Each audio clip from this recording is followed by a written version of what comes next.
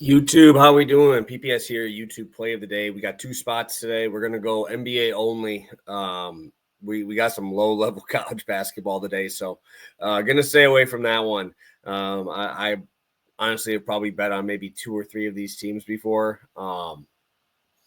With all of the NIL transfer portal, I don't get to bet as many lower level teams because they don't have those studs anymore. They keep going. They have a good year and then they transfer out. So I'm going to be heading over to NBA. I'm going to be playing two spots today, though. So we're going to be ready to go right from the jump. As always, if you guys could hit that like button, I'd really appreciate the support there. And let me pop you over to our play. So I'm going to be rolling with Cade Cunningham and the Boston first half. Those will be my two plays today. So we can start out with Boston. I'm also going to show you guys again just a little bit of the background that I'm using a little bit here from the Jackson spots. You just type in exactly what you want. They give you the full breakdown here on these, which is really nice. So again, I put it in my description. I use this. It helps me with these a little bit as well. Just to make my life a little bit easier, and obviously it'll help save you guys time as well. They give me like a huge discount code out for you guys. So if you guys ever want to pop over there, you guys know I write for them as well. Just something to use. So as of right now, we're seeing 118 on DraftKings at minus 112. I really like the spot for Boston, and this pace should be pretty electric. We have the Celtics averaging about 120 points per game. 119 for the Bulls. They're actually sixth in the NBA in scoring, which is pretty impressive.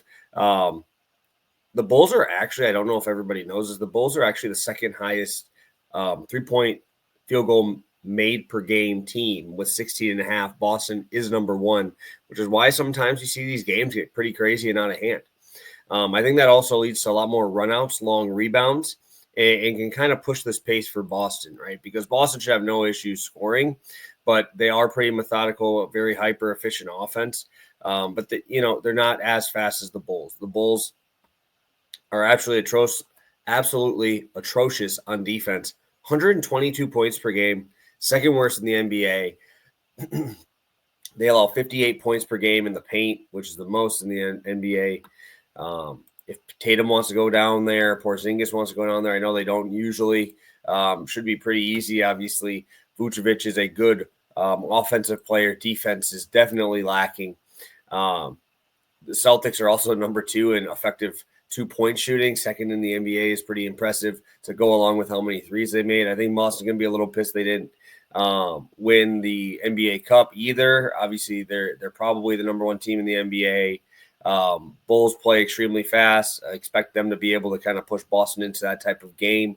We've only seen one matchup so far this year, and that got to 134. The final was 138 to 129. So I see no issues trying to back this again. I have very little confidence in the defense of the Bulls as well, and I'm hoping that the pace that the Bulls play can kind of turn this Celtics team a little bit faster, because they're obviously a much slower team, but they should literally be able to do whatever they want. So sign me up. I'm going back to Celtics first half over 118.5.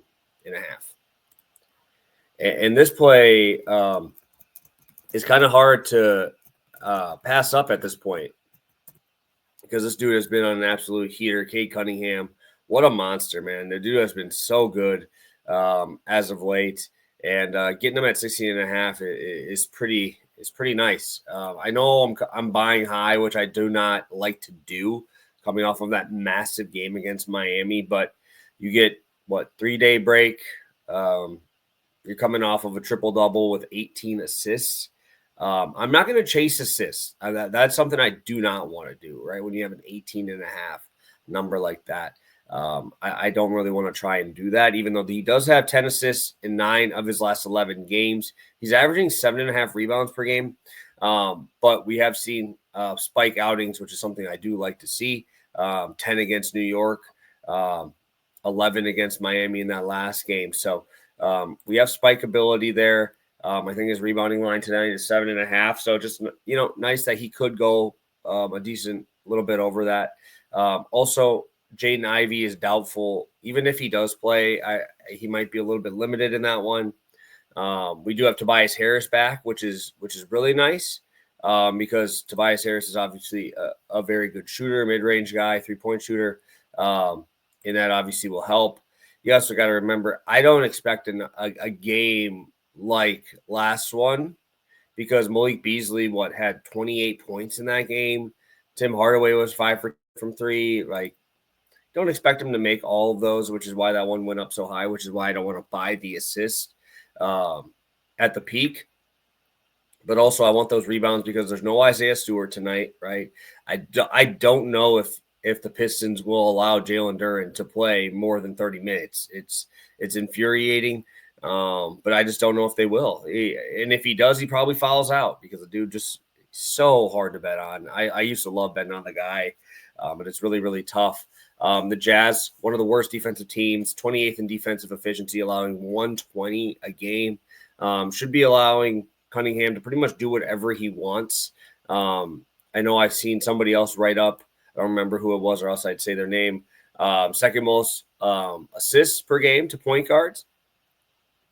And obviously, if we do not have Jaden Ivey, that obviously boosts that even more. But I think obviously that is a nice stat to have, but also not having Isaiah Stewart, dude. That dude is a beast on the board, man. So Cade is obviously a phenomenal rebounding guard.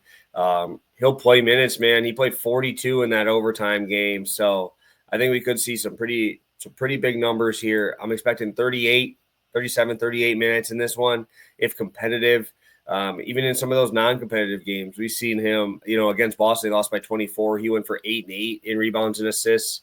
When they're in competitive games, he's actually been crushing these numbers, right? So the other one I like to use is that Pacers game where he had 11 and 6, so would hit this number, played 33 minutes, and they won by 25. So really like Cade today, but I do want to have the rebounds involved in there because we have seen spike performances. So sign me up, Cade Cunningham, over 16.5 rebounds and assists at -130. Celtics first half over 118.5 at -112. Best of luck, guys. I appreciate you guys tuning in today. We'll be back tomorrow. I'll pass the prop ready for Week 16 NFL. Full slate. Should be fun. Thank you so much for tuning in, and best of luck tonight.